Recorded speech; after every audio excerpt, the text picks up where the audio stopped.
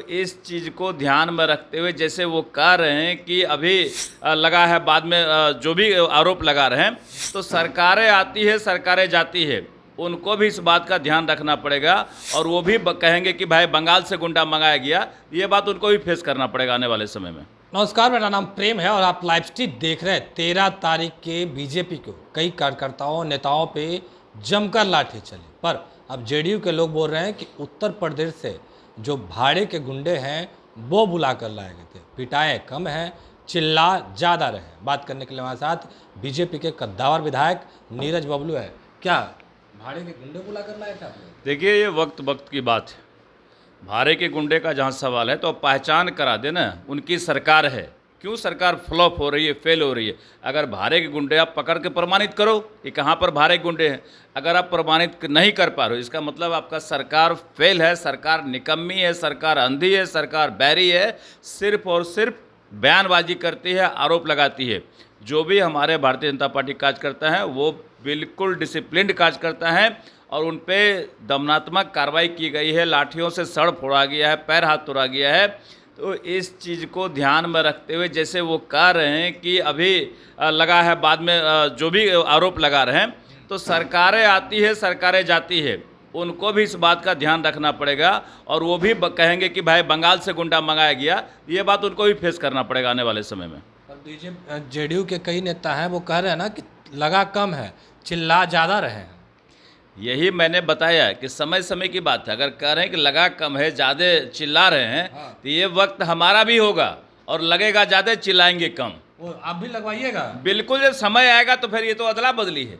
अगर आप अन्याय कर रहे हैं इस तरह का तो लोग को मौका मिलेगा, देखेंगे लोग भी। क्या आप लोग सरकार में आइएगा, वो लोग प्रदर्शन कर रहे हैं तो आप लोग भी दीजिएगा?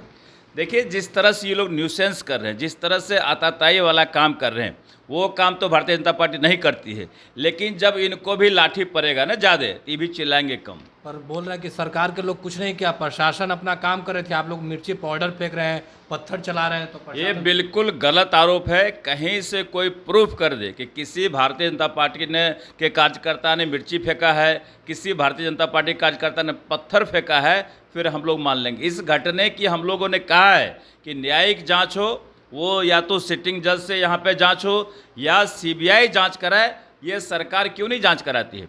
जांच करके प्रूफ करे, जो दोषी है उसको सामने लाए, फिर हम लोग भी मानेंगे। और इस तरह से धरल्ले से सांसद को पीट रहे हैं, विधायक को पीट रहे, क्या है, लोकतंत्र खत्म हो गया?